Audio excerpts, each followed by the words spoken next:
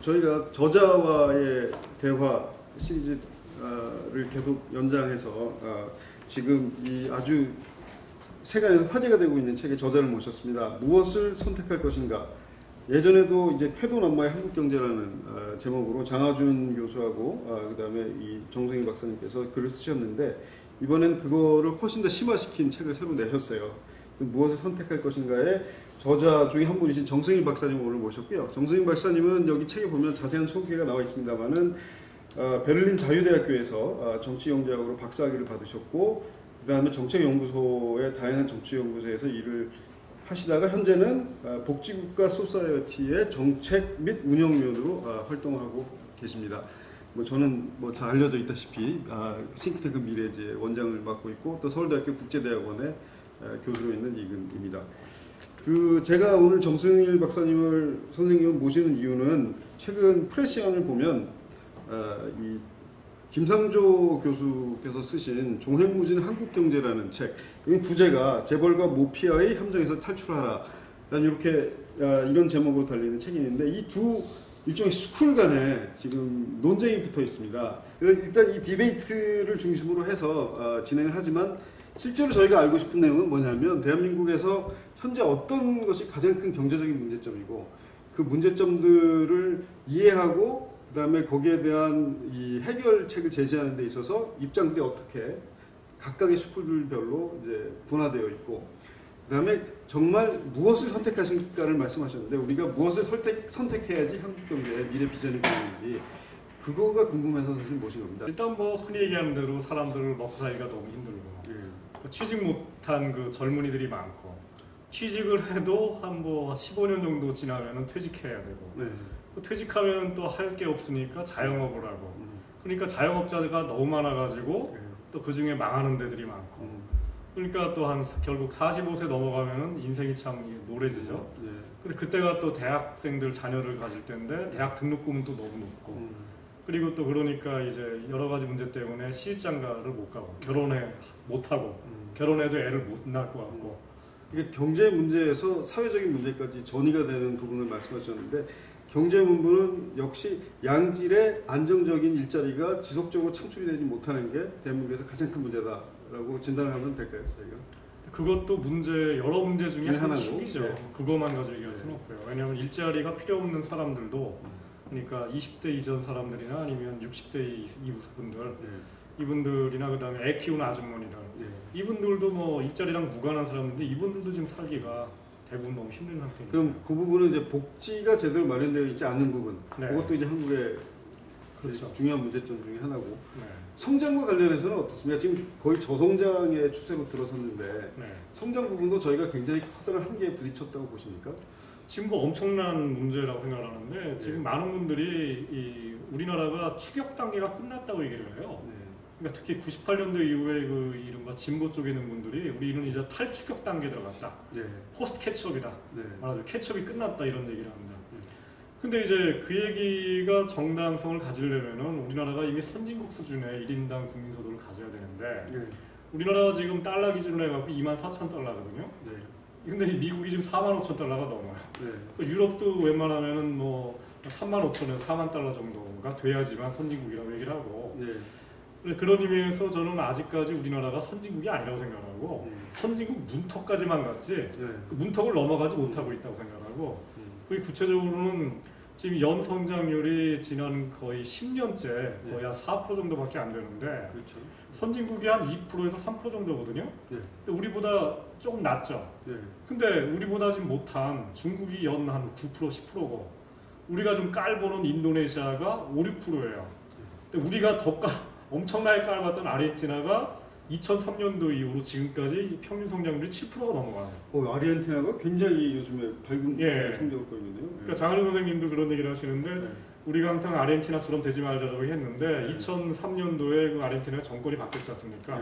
그러면서 이 IMF라든가 이런 그 신자유주의 정책을 거부하고 새로운 정책으로 나갔는데, 그 이후에 지금 아르헨티나가 거의 한 8, 9년째 7%가 넘는 성장을 하고 있어요. 브라질도 상당히 성적이 좋은 편이죠? 근데 아르헨티나만큼은 아니고 한 3, 4% 정도 되는데, 우리 정도밖에 안 되는데, 워낙 브라질은 지난 20년간 뭐 거의 뭐 마이너스 성장이라든가 이런 쪽으로 했기 때문에 상대적으로 좀 잘하고 있을 뿐이라고 하더라고요. 그러면 이제 정순희 선생님께서는 아직도 추격의 단계에 있고 성장의 여지가 굉장히 많이 남아 있다 그렇죠. 이렇게 보시는 네. 거군요. 네. 근데 또 한간에서는 이런 얘기도 있더라고요. 이 달러 기준의 GDP나 국민소득이 아니고 구매력 지수로 가면 PPP로 가면 앞으로 한 2, 3년 안에 한국의 구매력 지수가 일본의 수준을 능가한다라는 얘기가 있어요. 사실은 그렇게 보면 그것도 상당한 선진국 수준에 도달한 걸로 해석의 여지가 있는데 이제 그런 말씀을 많이 하고 저도 이제 그렇게 생각을 하는데 문제가 이제 그 구매력 기준이라는 거를 얘기를 할 때 다른 게 아니라 이제 일본에 가면은 우리가 다 알다시피 일본의 물가가 엄청 비싸지 않습니까? 식당에 가면 식사비도 비싸고 지하철 값도 비싸고 그런데 근데 이제 그런 얘기를 해요. 구매력 기준에 우리의 삶의 질이 그만큼 선진국 정도까지 가는 그 반대급부가 있거든요. 다른 게 아니라 인건비가 낮아서 그래요. 그러니까 선진국이라는 게 인건비가 굉장히 높고 그러면서도 국민소득이 높으니까 골고루 잘 사는 거 아닙니까? 근데 우리나라 지금 이 식당에 가면은 그 식당 아주머니들 한 달에 120만 원 정도를 받아요. 그다음에 뭐 청소부 아줌마들 거의 최저임금을 받습니다. 그렇죠. 그다음에 이런 여러 가지가 사회 곳곳에 저임금 노동력이 있기 때문에 똑같은 돈을 가지고서 우리가 선진국만큼 지금 잘 살고 있는 거고 말하자면 돈 있는 사람들한테 선진국이지만 돈이 없는 사람들, 비정규직인 분들, 그러니까 전 인구의 절반인 사람들에게는 이게 구매력 기준으로 봤을 때도 이분들은 개도국 수준에 있는 겁니다. 그러니까 결코 좋아하면 안 되는 얘기예요. 그러니까 결국은 분배에 왜곡이 있다. 그게 또 하나의 굉장히 커다란 문제로 이제 지적이 되는데 물론 분배는 1차 분배가 있고 2차 분배가 있어서 1차 분배는 이제 자기가 일을 해서 버는 원천소득이죠. 원천소득이고 그다음에 이제 복지와 관련된 2차 분배인데 한국은 그 두 개가 다 지금 결정적인 문제가 있는 것이죠.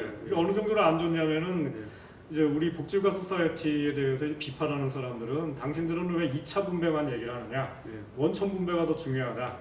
따라서 원천 분배를 개선하기 위해서도 재벌 개혁을 해야 된다. 재벌 개혁이 제일 중요하다. 원천 분배를 개선하기 위해서. 저희는 다르게 생각합니다. 왜냐? 분명히 원천 분배가 악화된 게 사실이에요. 근데 이게 언제부터 악화됐냐 하면은 바로 재벌 개혁하기 시작했을 때부터예요. 결국 신자유주의 얘기가 그렇죠. 나와야 되는 거예요. 그러니까 1997년도까지만 하더라도 우리나라 이 전체 GDP 중에서 이 말하자면은 이 기업 소득이 아니라 말하자면 이 국민 소득으로 가는 거 이쪽이 한 70%까지 됐었는데 지금 거의 월급 소득으로 가져가는 게 전체 GDP 중에 60% 정도밖에 안 되거든요. 10%가 떨어졌어요. 그게 다른 게 아니라 비정규직이 늘었고 그다음에 또 한편에서는 기업들이 이제 뭐 정말 악착같이 이익을 높이려고 하고 있고 그 중에 상당 부분은 또 배당금으로 주고 있고 뭐 주가 올리게 하고 있고 그런 점에서 국민연회 전체로 봤을 때 이른바 기업의 소득으로 가는 부분이 좀 많아졌어요. 그리고 기업 소득 중에서 상당히 많은 부분이 금융 쪽으로 지금 가고 있고 그만큼 반비례해서 지금 국민들에게 월급이라든가 아니면 이런 쪽으로 가는 게 이제 비정규직이 늘고 그 다음에 이제 하청단가 깎이고 이러면서 지금 낮아진 거죠. 이런 것들 전체가 사실은 아시는 것처럼 97년 이후에 경제민주화 이름으로 일어났거든요. 근데 그런 재벌 개혁을 지금 또 하자는 건데 이거는 저는 그 말이 설령 맞다 하더라도 굉장히 많은 논쟁을 거친 다음에 얘기를 해야지 자칫해서 지금 60%인 게 50% 더 내려가면은 어떻게 하겠다는 겁니까 도대체? 이게 결국은 문제 자체가 가장 근원적인 문제는 신자유주의에서 많이 시작이 됐고 그 다음에 재벌 문제도 그러니까 분배 문제에 있어서는 그 다음에 재벌 문제도 신자유주의적으로 개혁을 하려고 했기 때문에 재벌 문제가 오히려 더 심해졌고 결국은 이제 이 경제민주화 관련된 이제 논의로 들어가야 되는데 경제민주화 관련된 논의로 들어가기 전에 제가 한 가지 좀 여기서 이제 여쭙고 확인하고 싶은 것은 뭐냐면 복지 문제를 많이 말씀을 하시는데 그 분배 문제를 많이 말씀을 하시는데 복지 국가와 그다음에 경제 아직 많은 여지가 있다고 말씀하시지 않았습니까? 두 개가 같이 갈 수 있다라는 보관을 갖고 계신 거죠? 저는 이렇게 생각합니다. 경제민주화라는 말을 한다고 칩시다. 당신이 만들려는 국가가 어떤 국가입니까? 라고 질문했을 때 저희는 복지국가입니다라고 얘기를 합니다. 그럼 상이 딱 잡혀요. 근데 경제민주화를 얘기하는 분들은 우리가 만들려는 국가는 경제민주화 국가입니다 라고 얘기하는 순간 갑자기 머리가 딱 저게 뭐죠? 구체적으로 뭡니까? 그러면 재벌개혁입니다 라고 얘기를 합니다. 자 그러면 재벌개혁하는 국가를 만들려고 하는 겁니까? 전 이건 말이 안 된다고 생각해요. 왜냐 개혁이라는 건 프로세스거든요. 그렇죠. 예. 근데 복지국가라는 건 상태예요. 그렇죠. 우리가 만들려고 특정한 상태를 만들려고 하는 거고 그 과정에서 굉장히 많은 개혁을 해야 되죠. 그 개혁 중에 일부가 재벌개혁이라고 생각해요. 예. 말하자면 재벌개혁이라는 건 그 자체 목적이 될 수 없다고 생각합니다. 그렇죠. 그건 말하자면은 복지국가를 만들어가는 과정에서 노인연금도 올려야 되고 재벌개혁도 해야 되고 아동수당도 만들어야 되고 네. 그다음에 대학도 개선해야 되고 이런 굉장히 많은 개선과 개혁 과제가 있는데 그 중에 굉장히 중요한 하지만 여러 개 중에 하나에 불과한 네. 수단에 불과한 거지 네. 그 자체가 목적이 될 수가 없다고 생각을 하고 그런 의미에서 저는 재벌개혁으로 상징되는 이 경제민주화 아젠다는 수단에 불과한 거지 그렇죠. 그 자체가 목적이 아니고요. 그런 의미에서 복지국가와 경제민주화가 같이 간다? 저는 아니라고 생각해요. 왜냐하면 복지국가가 바로 우리가 지향하는 궁극적인 목표고 네. 이거를 국민들에게 제시하면서 그거의 수단으로서 경제민주화를 합시다. 이렇게 일하는 거기 때문에 뭐가 더 그럼 높은 가치입니까? 저는 경제민주화라는 가치와 복지국가라는 가치 두 가지가 있을 때 보다 더 상위의 가치 그리고 국민들에게 호소를 갖는 가치는 복지국가라 생각하는 거예요. 그러니까 복지국가는 도달해야 될 목표고 비전이고 그렇죠. 경제민주화는 거기에 이르기 위해서 필요한 많은 수단 중에 하나에 불과하다는 거죠. 그러니까 거기다가 또 굉장히 어려워요. 이해하기가 힘들어요. 이해하기 어렵고. 왜냐하면 네. 이해하기가 힘든 게 경제민주화라는 게 결국은 저는 경제민주화를 재벌개혁으로만 보지 않거든요. 경제민주화 속에는 정말로 금융시장 규제를 해야 되는 거, 그 다음에 비정규직 규제하는 거, 노동시장 단축하는 거, 이 전체가 다 경제민주화라고 생각하는데 그렇죠. 이거 다 떼어버리고 그런 거 중요하지 않다고 얘기를 하고 오로지 재벌개혁만 하면 마치 노동시간도 줄어들 것처럼 얘기를 하고 하청단가도 올라갈 것처럼 저는 이건 정말 논리적으로도 말도 안 되는 얘기들인데 어쨌든 재벌개혁이기만 했을 때 이 재벌개혁이라는 것도 굉장히 중요하죠. 왜냐하면 재벌개혁이라는 게 이제 이 우리나라 재벌 가족들, 그 다음에 그 가신들 정말 이기적이고 정말 온갖 범죄를 다 저지르고 온갖 뭐 꼼수 부리고 근데 언론도 장악하고 막 이런 짓을 하고 있지 않습니까? 정말 개혁을 해야 되는 거 맞아요. 근데 이제 그와 동시에 재벌개혁이라는 건 사실은 출자 총액 제한이라든가 뭐 순환 출자계 이런 얘기를 하거든요. 순환 출자라든가 출자 총액 제한이라는 건 뭐 전문가들도 아는 얘기들인데 이게 우리가 알고 있는 재벌들한테만 해당되는 게 아니에요. 그래서 한정, 포스코, 그 재벌 패밀리가 없어요. 근데 여기 자산 규모 자체가 이미 공정거래법에 따라서 재벌 규제에 다 해당돼요. 말하자면은 우리가 이제 재벌 규제를 얘기를 할 때 항상 구별해야 되는 게 재벌 패밀리와 그 일당, 가신들 이들을 규제하는 것과 대기업 집단 있죠. 그렇죠. 말하자면 그 위에 재벌 패밀리가 없는데 이걸 규제하는 건 구별해야 된다는 겁니다. 근데 지금 얘기하는 거는 이 두 가지를 혼용해서 얘기를 해요. 근데 저희가 지지하는 거는 이 재벌 패밀리, 한국 사회에서 가장 부유한 패밀리들의 부와 그리고 여러 가지 것들을 갖다가 규제해야 되고 더군다나 이들이 미치는 그 정신적인 영향력 있죠. 특히 언론을 통해 가지고 아니면 법조계를 매수해 가지고 이런 것들은 정말 철저하게 차단한다는 생각을 하는데 이거 말고 기업 집단이라는 게 존재합니다. 근데 여기 기업 집단이라는 거에는 이 공기업이 있을 수도 있고 아니면 민영화된 기업들도 있을 수가 있고 아니면 삼성그룹처럼 패밀리가 있을 수가 있는데 이 양자들을 구별하지 않고 지금 무차별적으로 규제하자는 건데 이거는 저는 문제가 있다고 생각합니다. 그러면 경제민주화 하면 민주화도 민주화를 하고 나면 민주주의라는 이 달성의 목표가 있지 않습니까? 그래서 경제를 가지고 민주주의를 하자는 건가 이런 생각도 들고 말이죠. 근데 민주주의는 정치의 영역이고 이 경제 영역을 어떻게 민주주의를 할 것인가 하는 의문도 들어서 굉장히 헷갈리는데 지금 말씀을 들어보니까 그냥 재벌개혁 자체가 민주화라고 이제 얘기를 하는 것 같아요. 그분들 그렇게 일하는데 근데 저는 사실 경제민주주의를 원래 민주주의라는 그 이론과 사상이 한 17세기, 18세기에 이제 유럽에서 등장하지 않습니까? 특히 짱자크 루소가 이제 말하자면 인민주권이라는 말을 하고 말하자면 그 데모크라시라는 말을 만들어냈는데 사실은 그게 이제 우리가 알고 있는 그 자유민주주의랑 일부 결합돼 있죠. 물론 자유주의랑 민주주의랑 계보가 다르지만은 그런 의미에서 봤을 때 경제도 민주화의 대상이다. 말하자면은 그 루이 16세를 뭐 목 자르고 그 다음에 정치를 민주화하는 것만이 아니라 경제 그 자체도 민중 권력으로 장악을 해야 된다. 이걸 누가 얘기한 거? 누가 이런 얘기를 했냐면 바로 바쿠닌이나 칼 막스라든가 이런 분들이 얘기한 거예요. 말하자면 자본주의를 프랑스 대혁명 때 만들어놓은 그 세상이 바로 민주주의를 처음으로 만들어냈는데 만들어놓고 딱 보니까 부주아들이 다 부를 독점하더라 이거예요. 그리고 나머지 대부분의 이른바 민중들은 부에서 소외되고 착취 무시당하고 그렇죠. 말하자면 자유로운 사회가 됐는데 남는 건 정말 몸뚱이밖에 안 남아있고 그러니까 말하자면 사회주의라든가 공산주의 사상이 나왔지 않습니까? 지금 현재 저희의 상황하고 굉장히 비슷한 것 같아요. 그렇죠. 네. 그런 의미에서 사실 지난 그 200년간의 그 이 얘기를 봤을 때 경제민주화의 그 정통적인 사상은 저는 공산주의라든가 사회주의라 생각을 하는 거예요. 근데 지금 경제민주화를 얘기하는 분들은 그렇지도 않거든요. 오히려 굉장히 신자유주의적인 그렇죠. 관점에서 들어오니까 예. 이게 굉장히 뒤죽박죽 섞여 예. 있는 것 같아요.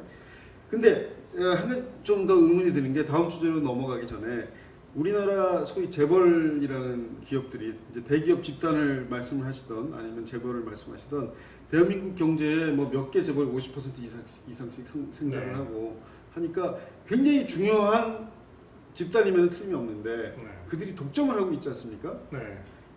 이것 자체에 대해서는 큰 문제를 제기하지 않으십니까? 그러니까 패밀리들이 이걸 막 전횡하고 하는 것들은 문제가 되는데 소수의 대기업으로 부가 지금 몰려있다. 그러니까 생산 자체가 몰려있다. 네. 분배놓고 다음에 문제인데 이게 좀 경제가 왜곡되는 건 아닌지 거기에 대해서는 어떻게 생각하십니까? 부의 독점이라는 말과 이제 경제력의 집중이라는 게 좀 다른데 네. 부의 독점이라는 건 사실 개인의 문제예요. 네. 그러니까 뭐 특정 패밀리가 부를 독점한다. 배분의 문제, 예. 분배의 문제고요. 예. 근데 그거보다도 지금 뭐 삼성그룹이라든가 현대차그룹이 지금 굉장히 잘 나가요. 네. 근데 비해서 이제 다른 그 국민적 전체가 지금 잘 못 나가고 있고 뭐 중소기업들 중에 지금 망하는 데들도 많고 영세자영업자들도 많은데 어떻게 너희들 혼자만 잘 나가느냐 뭐 이런 이런 것도 있는데 두 가지 측면에서 첫째 우리나라에서 그 재벌들이 소수 재벌들만 이렇게 집중적으로 발전하게 된 게 사실은 정부의 의도가 그랬어요. 그렇죠. 다른 게 아니라 70년대 중화학공업화를 할 때 전자산업은 뭐 삼성그룹과 그 당시 금성, 그 다음에 대우 몇 개만 해라. 나머지는 하지 말아라. 왜냐하면 정부가 제한된 자원밖에 못 가지고 있는데 말하자면 특혜 자금을 주더라도 모든 기업한테 나눠주면은 그거 말하자면은 그냥 너무 분산되니까 이른바 선택과 집중을 해가지고 뭐 몇 개 기업만 도와주고 자동차 경우에도 현대차, 기아차, 대우차 그다음에 뭐 몇 개만 도와주고 이러는 과정에서 의도적으로도 육성을 한 거예요. 저는 그거 잘했다고 생각합니다. 왜냐하면은 전자산업이라든가 아니면 뭐 조선업이라든가 아니면 뭐 석유화학이라든가 이런 게 대부분 다 규모의 경제가 작용하는 산업들이에요. 그렇죠. 말하자면은 뭐 투자할 때 최소한 이른바 손익분기점이 늘어나려면은 요즘 기준으로 한 회사당 한 몇 조 정도의 투자가 들어가야 되는 그 규모들이고 몇 조 정도로 투자하지 않을 바에는 하지 말아야 되는 그런 거죠. 자동차도 마찬가지고 자동차 같은 경우에도 한 회사당 한 50만 대 이상 생산해야지 이게 손익분기점이 도달하지 뭐 기껏해야 뭐 10만 대 만들면은 그게 손익분기점이 안 되거든요. 그런 점에서 이러한 업종을 선택했을 경우에는 어쩔 수 없이 그 이 엔지니어링의 논리상 특정 대기업을 키울 수밖에 없고 그런 의미에서 나머지 회사들은 대외될 수밖에 없었다고 생각합니다. 그렇죠. 그건 의미가 하나 있고 그거를 가지고 지금 와서 뭐 그거 틀렸다고 얘기하고 뭐 그런 70년대부터 우리가 뭐 규모가 작은 뭐 중소기업 위주로 가셔야 된다. 그 얘기는 이미 지난 얘기고요. 그다음에 더군다나 저는 중소기업 위주로 간 그 대만 경제라든가 이런 나라들이 그게 바람직하다고 생각하지도 않고 대만은 오히려 한국을 굉장히 부러워하거든요.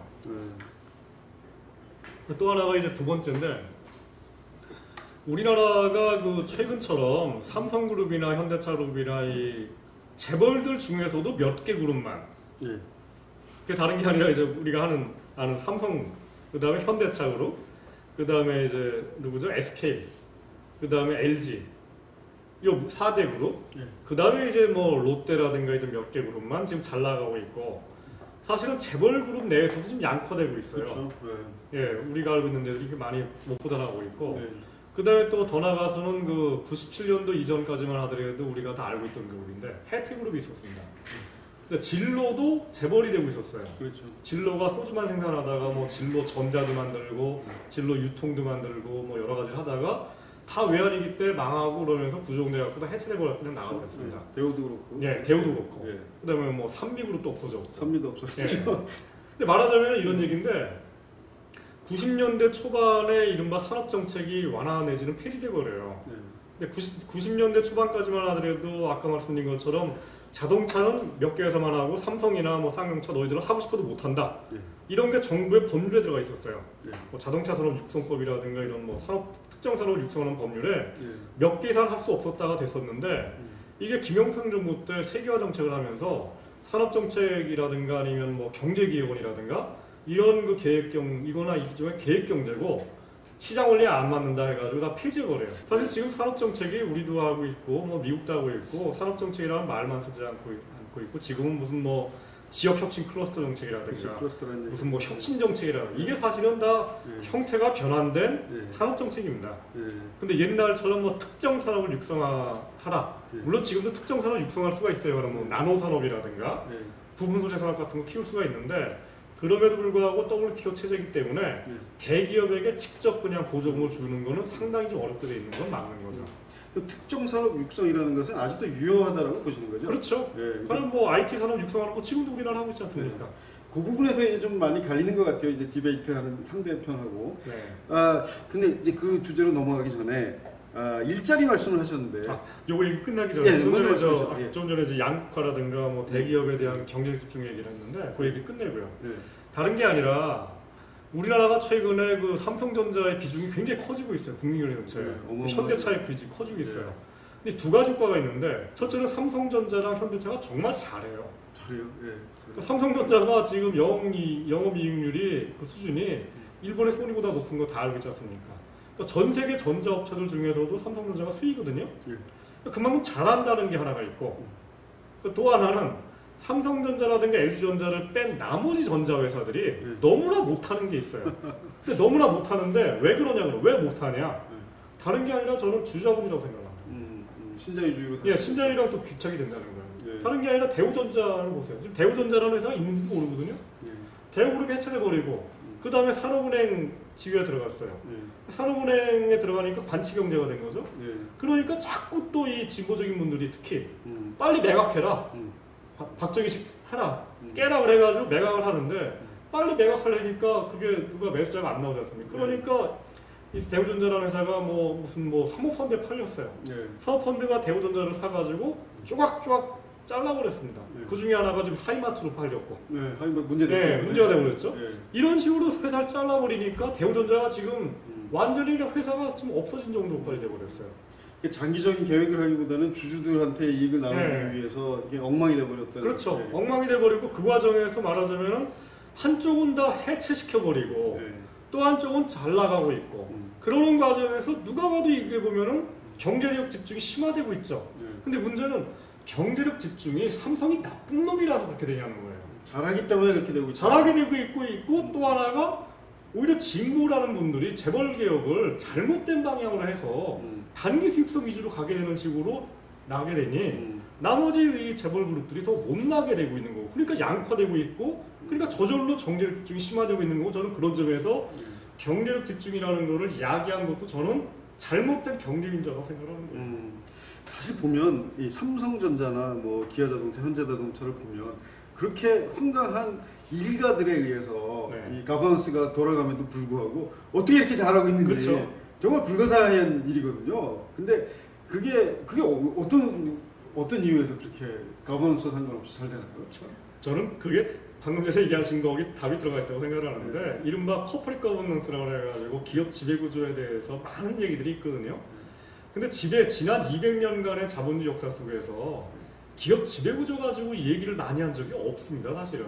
말하자면 기업 지배구조와 무관하게 기업들은 굴러가게 돼 있어요. 흔히 얘기하는 대로 일본의 그 토요타 있죠. 토요타가 지금도 사회이사가 한 명, 그것도 몇 년 전에 있었다고 그래요. 들어왔다고 그래요. 그 토요타 가문이 여전히 이사회를 장악을 하고 있고 공시투자를 안 하고 있고 그 정도로 지배구조가 엉망인데도 불구하고 몇 년 전까지만 해도 가장 전 세계에서 존경받는 기업이었거든요. 근데 왜냐하면은 경작 이론을 봐도 커퍼레이트 거버넌스 기업 지배 구조에 관한 얘기가 별로 없고요. 주로 가장 중요한 것은 이코노믹 거버넌스라고 그래요.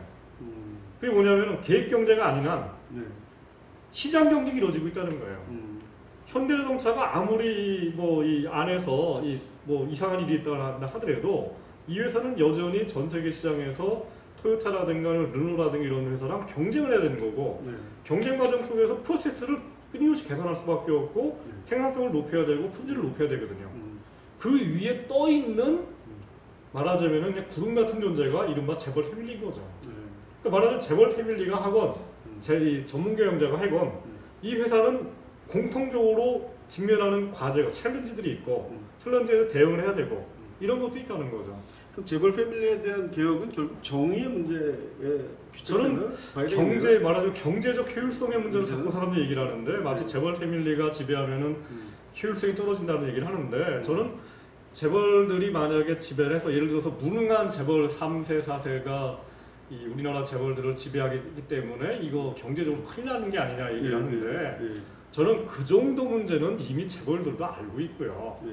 만약에 무능한 재벌 3세가 지배를 한다. 그건 간단합니다. 해결책하는 게 무슨 뭐 혁명이랄 필요도 없고 무너지겠죠 그냥 무너지거나 아니면 알아서 그냥 내부에서 야 너는 그냥 저 물러나서 CEO 하지 말고 이 사회 그냥 체어맨이나 하거나 해라. 체어맨도 못해? 그러면은 그냥 뒤에 가서 그냥 이사 한 명 하면서 그냥 돈이 있으니까 물러나라. 경영일서에 후퇴하는 거 있죠.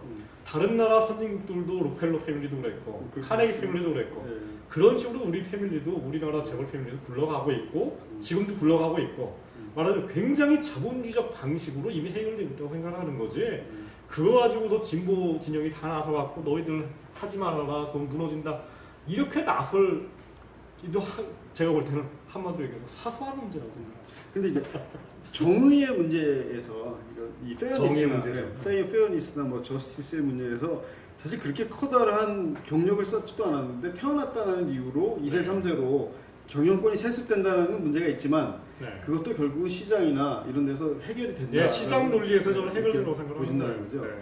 그렇다면 이 재벌과 관련해서 이게 또 하나 궁금한 건 뭐냐면 이 민주화라는 단어가 제가 불편한 게 사실 시장에서 가장 경쟁력 있는 조직들을 보면 되게 굉장히 관료적인 대기업 집단들이 다 그렇지 않습니까?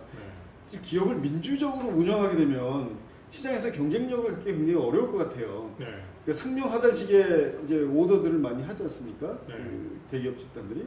그러니까 아이러니컬한 거는 시장에서 경쟁력 있는 기업들은 대개 다 보면 비민주적인 조직들이다.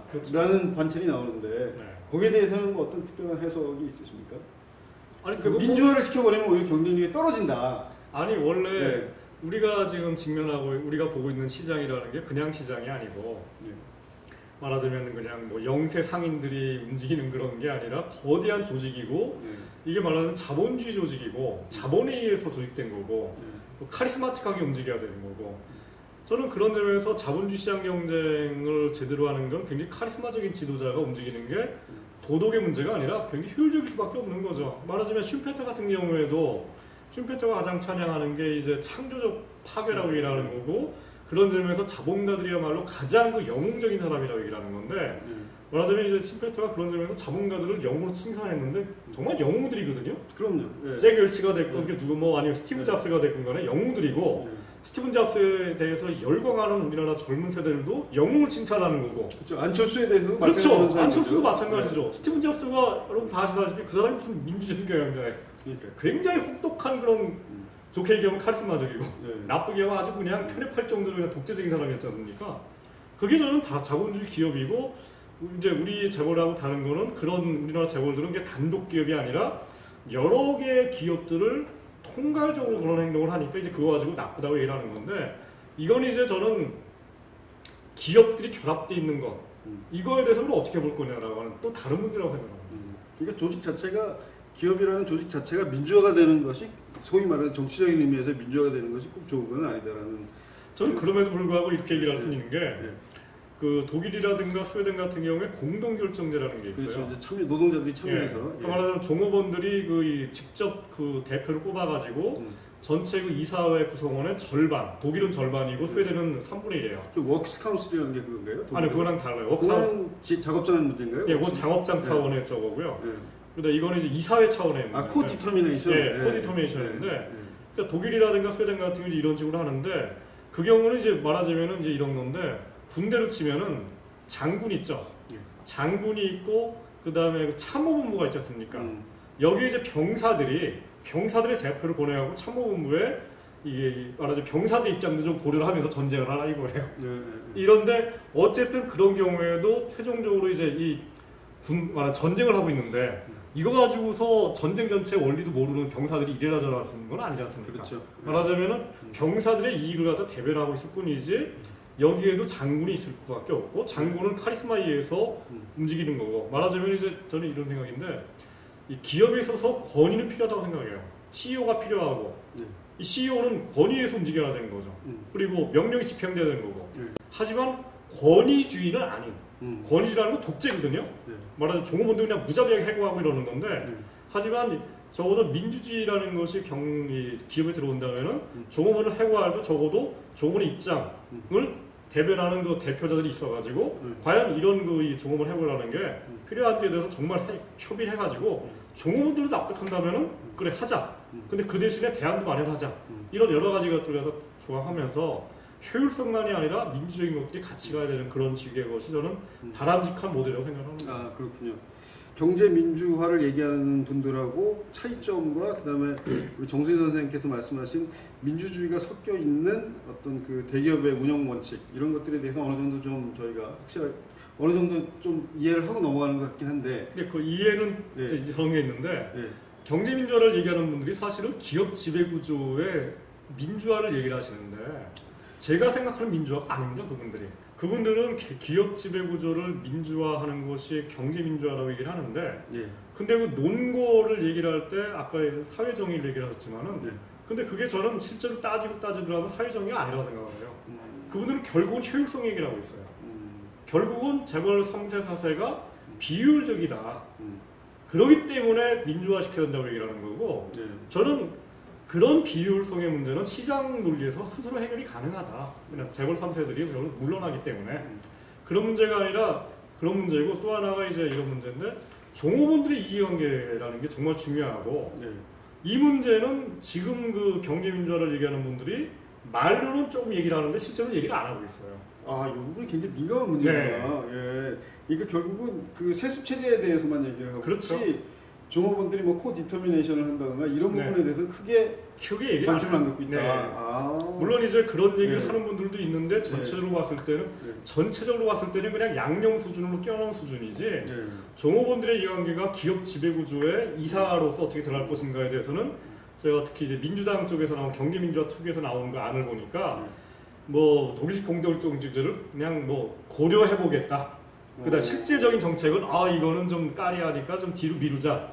어느 정도로 미루하냐면 뭐 거의 제 생각에는 영원한 과제, 연구 과제로 그런 의미 정도고 실제로 가장 강조되는 거는 출자 총액 제한이라든가 이런 것들인데 실제로 출자 총액 제한이라든가 순환 출자 같은 걸 하게 되면은 말하자면은 그 이 오너 패밀리의 선발이 묶이거든요. 다 제한당하니까. 그럼 누가 더 힘을 가지겠습니까? 상대적으로 결국 주주들밖에 없어요. 쉐어홀더들. 그럼 주식 투자자들이에요. 그러니까 주주들의 권한이나 힘을 강화시켜주는 쪽으로 민주화를 하는 거군요. 민주화 자체가. 근데 이 얘기는 뭐냐면은 자본주의 경제에 자본을 가진 사람이 있고 노동력밖에 못 가진 사람들이 있는데 이 주주라는 사람들은 결국 자본을 가진 사람들이거든요. 그 다음에 노동력이 가진 사람들이 종업원들이고 그 중간에 있는 사람들이 있습니다. 그 중간적인 존재들이 바로 경영자들, 관리자들, 그 다음에 이제 이 대자본가들, 말하자면 재벌 패밀리도 물론 자본을 공급한 사람이긴 한데 경영을 책임지기 때문에 순수한 그 자본가는 아니에요. 뭐라 그래야 돼? 순수한 자본가라는 게 이제 오로지 투자만 하고 기업 자체에 관심이 없는 그런 건 아닌 거죠. 말하자면은 이 자본 블록이 있고 노동 블록 내지 종업원 블록이 있는데 지금 얘기되는 경제민주화라는 거는 사실은 이 자본 블록 내부의 세력 관계를 좀 바꿔가지고 이 대주주보다는 약간 이 투자자들의 입장을 좀 많이 강화시켜 나가라. 그런 쪽으로 하자는 거고 저희는 그걸 갖다가 주주자본주의라 얘기하는 거죠. 근데 주주자본주의 얘기를 이제 조금 더 하게 되면 우리 장하준 교수와 친척관계에 있는 우리 장하성 교수께서 소액주주 운동 같은 걸 하셨잖아요. 소액주주 운동이 이제 아까 말씀하신 이 대주주가 전횡을 하는 그런 주주자본주의에 대항하는 상당히 좀 바람직한 운동이 아니었느냐라는 얘기가 좀 있었고 그런데 그 부분에 대해서 어떻게 입장을 갖고 계신지 그게 지금 그렇게 돼서 좋은 결과를 낳고 있는지 아니면 그게 별로 의미가 없는지 저는 좋은 그 역할도 일부 했다고 생각이 들어요. 우리나라 그 대체벌 패밀리가 말하자면 불법 그 비자금 조성도 했고 그 다음에 여러 가지 뭐 이 불법들을 많이 저지르죠. 그런 것들을 교정한다는 의미에서 이제 이 소액주주 운동이 긍정적 역할을 했고 지금도 그런 역할을 하고 있는데 문제는 이제 그 좋은 역할에 가려서 실제로는 다른 역할이 잘 안 보이는 거예요. 다른 역할이 뭐냐면은 이 소액주주 운동이라는 게 이제 영어로 마이너리티 쉐어홀더 캠페인이라고 그러거든요. 네. 근데 조금만 설명을 해주시죠, 그 내용을. 그러니까 마이너리티 쉐어홀더라고 얘기를 하는데 이게 머저리티가 아니라는 의미예요. 네. 근데 이 머저리티랑 마이너리티라는 게 이게 의미가 전 분명해야 되는데, 첫째, 마이너리티 쉐어홀더라는 게 돈 없는 사람들, 서민들 얘기가 아닙니다. 뭐냐, 스몰 모니가 아니에요. 네. 그러니까 우리말로 이 소액주주 운동하면 마치 서민들 운동처럼 보이는데 49%대 51% 하면 49%가 그렇죠. 마이너리티 쉐어. 그렇죠. 41%가 마이너리티죠. 네. 49%가. 네. 근데 이 의미를 또 넘어갑니다. 네. 다른 게 아니라 삼성전자라는 회사에서 이 머저리티 내주는 대주주 블록이라는 게 있어요. 네. 그게 누구냐면은 이건희 회장 일가. 네. 그게 뭐 기껏해야 4% 정도 갖고 있고, 그 다음에 이건희 회장 편을 드는 그 계열사들, 삼성전자라는 회사가 있다면은 삼성생명 뭐 이런 그 계열사들이 다 지분 다 합쳐가지고, 그 다음에 이건희 회장 지분까지 다 합쳐가지고 15%를 가지고 있다고 그래요. 14% 정도. 나머지 85% 있죠. 네. 85%가 사실은 머저리티 아닙니까? 그렇죠. 근데 이게 이 사람들이 대부분 다 주총회 이런 데 잘 안 가요. 안 나오는 사람들이죠. 네. 그러니까 이분들이 실제로 마이너리티가 되는 거예요. 네. 다른 게 아니라 이게 뭐냐면 무슨 논리냐면, 우리가 선거할 때 특히 지방선거 같은 거 할 경우에 대부분 사람들이 투표장에 안 가지 않습니까? 네. 그럼 실제 그 투표율이 40% 정도밖에 안 돼요. 40% 투표한 분들 중에 노인들이 반이 넘죠. 네. 그럼 노인들이 머저리티가 돼버려요. 그럼 나머지 투표 안 한 분들까지 포함해서 나머지 전체가 마이너리티가 되는 겁니다. 이런 원리예요. 근데 이게 뭐냐면은 이 주주총회로 얘기를 하자면은 85%의 그 주주들, 이분들이 실제로 마이너리티 캠페인. 그러면 운동을 해서 한 20%만 이렇게 모아내면 삼성에 도전할 수 있죠. 도전할 수 있는데 그게 잘 안 되나 보죠? 그게 이제 왜 힘드냐면은, 네. 그게 또 여러 가지랑 연결이 되는 게, 삼성전자 주가가 지금 뭐 120만 원 정도 하지 않습니까? 네. 그럼 이제 20%를 모으는 게 쉽지가 않은 게, 20%를 모으려면은 먼저 전제가 되는 게 기존의 주주들의 불만이 있어야 돼요. 아, 근데 너무 잘하니까. 예. 근데 삼성전자가 네. 배당도 많이 주죠. 네. 근데 주가 관리도 잘해요. 120만 원까지 올려놓으니까. 그러니까 기존의 그 주주들, 주주들이 주로 이제 이 소액주들 이런 개미 투자들이 아니고, 왜냐면 개미 투자들은 사실 삼성전자 주가가 120만 원이면 그거 몇 주 사기도 힘들어요. 저는 저 같은 경우 한 주 사기도 힘들기 때문에 삼성전자 주식을 가진 그 사람들이 사실은 사람 개인이 아니라 대부분 다 펀드들이고, 주로 뭐 외국계 그 글로벌 펀드들, 그러니까 뭐 펀드 규모가 벌써 뭐 몇억 달러 정도가 되는 펀드들이 삼성전자 주식을 뭐 1%, 2%씩 갖고 있는 거죠. 근데 이 펀드 입장에서는 삼성전자 좋은 거죠. 왜냐면 지분 가치가 안 좋은 시기에 그렇죠. 삼성전자 정도의 배당이라도 하면은 감지덕지니까 좋아하죠. 그러니까 배신을 안 하는 거예요. 근데 이게 이제 역의 작용이 있는 게, 삼성전자가 이 정도로 말하자면 도전을 안 받는 이유는 그만큼 주가를 120만 원짜리 올려놓은 거고, 그러기 위해서 주가 관리를 잘하고 배당도 많이 주고 자사주 매입해가고 성악도 많이 하고 이러니까 120만 원이 되는 거거든요. 근데 이러기 위해서 삼성전자는 기를 써야죠. 이익을 엄청나게 내야 되고 영업이익이 뭐 15조씩 나야 되고, 이러기 위해서는 1차 하청 가격도 남들보다 더 못하진 않지만은 더 많이 주지도 않고, 그리고 비정규직들을 많이 쓰고, 산업재해가 일어나갖고 뭐죠? 우리가 알고 있는 삼성전자의 그 백혈병 사건, 이런 것들 최대한 그런 거 없었다고 시침이 떼야 되고, 노조 같은 거는 못 만들게 불이 정말 탄압해야 되고, 이런 짓을 해야지만이 주가 관리가 되는 거죠. 결국 주주 자본주의 문제로 다시 환원을 그렇죠. 하게 되는데.